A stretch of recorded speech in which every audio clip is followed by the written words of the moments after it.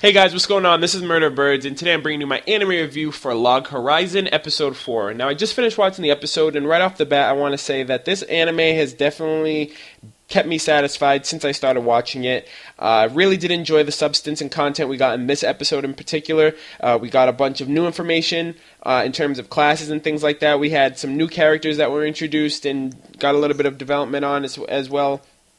And overall, just a really exciting and satisfying episode, to be completely honest. So, just getting into the episode, it takes off where the last one ended. You have Shiroe and his group going into the city. I don't remember what it's called. It starts with an S though. And they're going to pick up Serara, bring her back to the Crescent Moon Guild.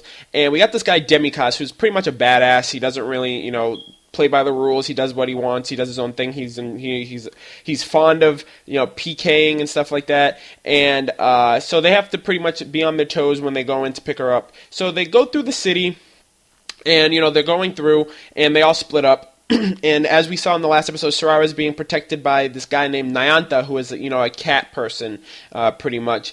And Shiroe pretty much comes across them, finds out that Serara is safe and in his custody, and the fact that they know each other is really interesting to me because Shiroe actually calls him Chief, which is pretty interesting because it's like, you must know this person, you have like this little nickname for him. So I'm wondering if maybe Nyanta was in his old guild, the Tea Party Debauchery, or Debauchery Tea Party, or whatever. But I was wondering if he was maybe in that guild with them, or maybe he actually was, playing with him in the past.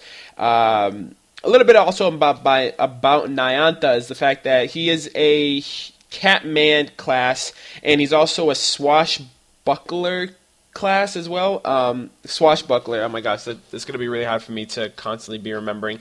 But anyways, they find out that he has Serara, and they end up leaving.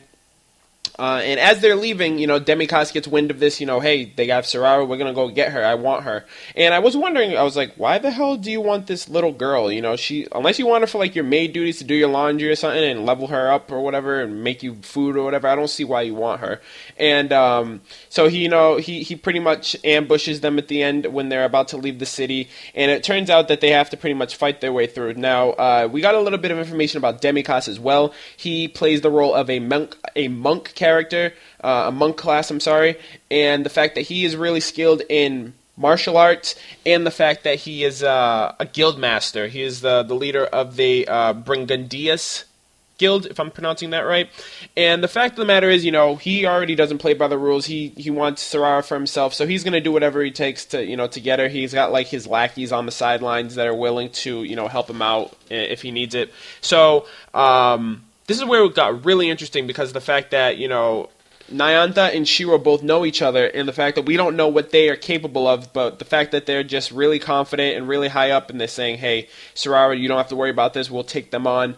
And they go up against them 1v1. You had Nyanta against Demikos, and then you had Shiroe against one of Demikos's sidemen, and it was pretty awesome, to say the least. Learning about the classes and such like that.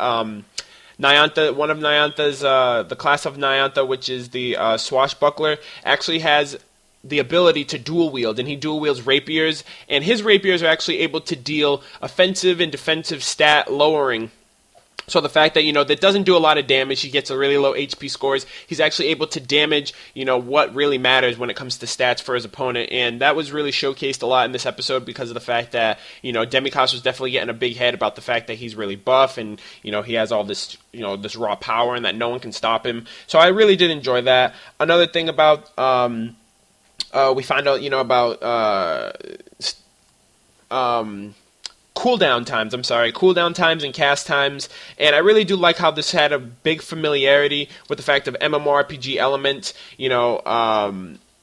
MMOs really do have that in real life, and I don't like to bring up similarities and comparisons, but Sword Art didn't really have that, which is what I really liked about this. This anime actually feels like an MMORPG game And that's what I really do love about it. Also, we find out that Serara is actually a druid class. She is really low leveled. She's obviously, compared to everyone else who's max level, she is level 19, and she is one of the very few healing classes. So she does have some form of contribution in this episode to the fact that, no one else on the battlefield can heal. So she's pretty much doing most of the healing, and she does have a really slow healing rate in terms of the fact that, everyone else is out there getting beaten up or whatever. So she's doing the best that she can as well.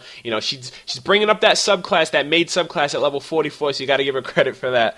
But anyways, other than that, you have Nyanta going up against Demikos. Demikos is, putting in work. He's teleporting around everything. He's punching and kicking and all that stuff. And then you got Shiroe, who's just cool, calm, collected. I love Shiroe so much for the fact that, his enchanting and his analytical skills is just on point. He takes the fact that, the fact of the cooldown times and the cast times, and he just makes sure that he has those on point. He's able to get one spell out, and the second that one's done, reiterate that with another follow-up spell. So I really did enjoy that as well. Natsugu comes into the play too, trying to help them out as the Guardian. We find out that he has like this really cool spell called the Castle of Stone, which negates all damage for up to 10 seconds. So, they're taking a beating, so he's actually taking most of the brute force because there's not going to be any repercussions for that. So I really did enjoy that as well. And, the teamwork was just really insane. You had Nyanta going up against Demikos. You had Shiroe backing him up and, taking care of secondary fodder. And then you had Natsugu, who was there, for backup, for taking any blunt force. And then you had Akatsuki. Akatsuki just comes out of nowhere. I just want her to just take on the entire place all by herself. I feel like she really can. She just comes out of nowhere and just takes down 5 dudes by herself and just comes down and they all just fall, and I'm just like, Akatsuki for the freaking win. But, I just love the teamwork more than anything. It turns out, Demikos gets his ass kicked by the end of this episode. He's down to 1 HP. They give him a chance to get out of there, and he's just like, no, I'm taking you guys down with me. And who takes him out? Serara with the final hit with her staff, and he goes down. He ends up dying. He ends up, teleporting back to the church at the far village. But, yeah, I just love this episode, They got the whole, they had the conflict and a resolution within one episode, so I really did enjoy the pacing of that. Everything seems to be fine and dandy right now. Hopefully further episodes really do have a more sense of urgency in that aspect. The worst thing that they had to worry about in this episode was if they did end up dying, they would have to teleport at the, all the way back where they started from.